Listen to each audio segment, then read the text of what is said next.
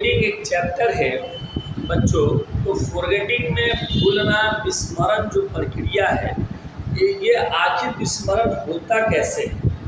विस्मरण का मतलब होता है कि दिमाग से हट जाना, दिमाग से उस चीज़ का मिट जाना, दिमाग में वो बात ना आना, इसको हम लोग विस्मरण कहते हैं। तो सबसे पहले स्मरण करेंगे किसी विषय का। जब हम किसी विषय का स्मरण करते हैं तो वो विषय कितना दिन हमारे मस्तिष्क में रह सकता है, तो हम कितना दिन उसे अपने मस्तिष्क के अंदर बना के रख सकते हैं, यह निर्भर इस पे करता है। तो आप पाएंगे कि आप किसी विषय को लर्निंग कर रहे हैं, किसी विषय को सीख रहे हैं, किसी विषय को अधिगम कर रहे हैं, किसी विषय से शिक्षा ले रहे हैं, तो वो विषय, वो सब्जेक्ट आपके मस्तिष्क में कितना दिन रह सकता है और कैसे रह सकता है, कैसे आप उसको याद रखेंगे, कैसे आप उसको अधिक से अधिक दिनों तक याद रखेंगे। तो मनोविज्ञान में एक टॉपिक है फॉरगेटिंग, विस्मरण। तो बच्चे अक्सर किसी सब्जेक्ट को भूल जाते हैं। तो आइए आज हम देखते हैं कि क्या कारण है कि बच्चे किसी विषय को, किसी टॉपिक को, किसी डिफिनीशन को, किसी कोटेशन को, किसी कोट किए गए सेंटेंस को, किसी बातों को कैसे भूल जाते हैं।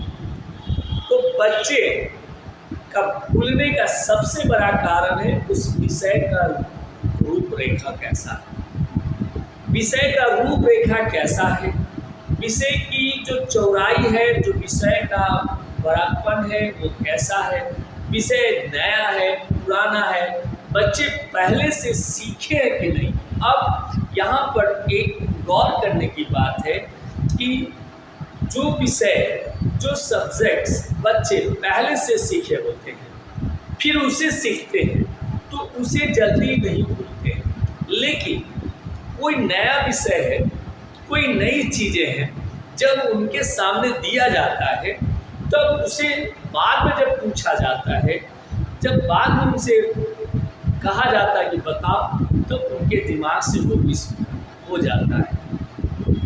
विस्मरण का मनोवैज्ञानिक कारण यही है कि आपका विषय का आकार, साइज कितना है। दूसरा कि आपका विषय नया है या पुराना है। तीसरा कि आपको पढ़ाया कैसे गया है, आपको समझाया कैसे गया है, आपको कैसे बताया गया है। ये सारी कारणें जो हैं वो बच्चों को भूलने में, फॉरगेटिंग में मदद करती हैं। तो हम फॉरगेट कैसे कर जाते हैं, तो हमारे मस्तिष्क में जो स्मृति चिन्ह, यानी वो चिन्ह, वो पटल, जहाँ पर हम कोई चीज़ सीखते हैं वो जाकर वहाँ पर स्थापित हो जाता है, वहाँ पर केंद्रित हो जाता है। अब आप समझिए कि कोई डाटा अगर आप रखते हैं तो कोई डाटा के बाद में फिर एक डाटा, फिर एक डाटा, फिर एक डाटा, फिर एक डाटा रखते चले जाते हैं, तो वो डाटा जो है आपका नीचे चला जाता है। लेकिन यहाँ पर कंप्यूटर ब्रेन नहीं है, ब्रेन कंप्यूटर नहीं है कि आप कमांड करेंगे तो वो डाटा आपको बता देगा वो वैसे ही जैसे फर्स्ट टाइम बताया था। यहाँ वो चीज़ नहीं है।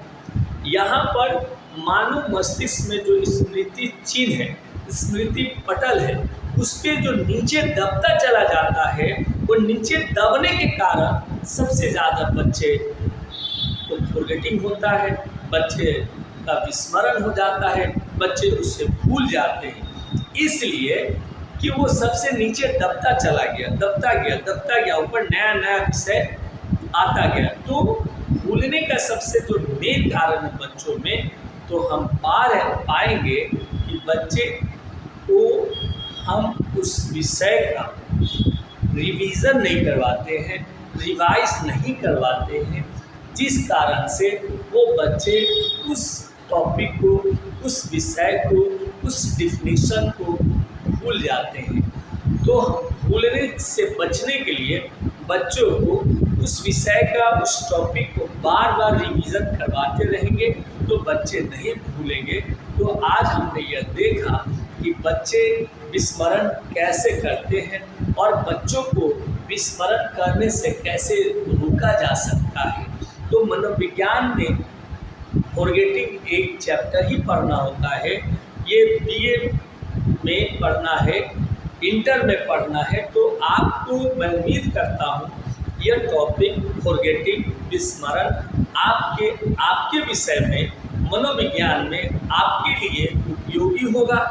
फिर आपको मैं दूसरा चैप्टर फिर मैं इसी तरह से आपको समझाता रहूँगा। अगर वीडियो आपको अच्छा लगता है तो आप मेरे YouTube चैनल को सब्सक्राइब करें और मनोविज्ञान, इतिहास, इंग्लिश, पॉलिटिकल साइंस के बारे में नई नई जानकारियाँ लेते रहें। That's all.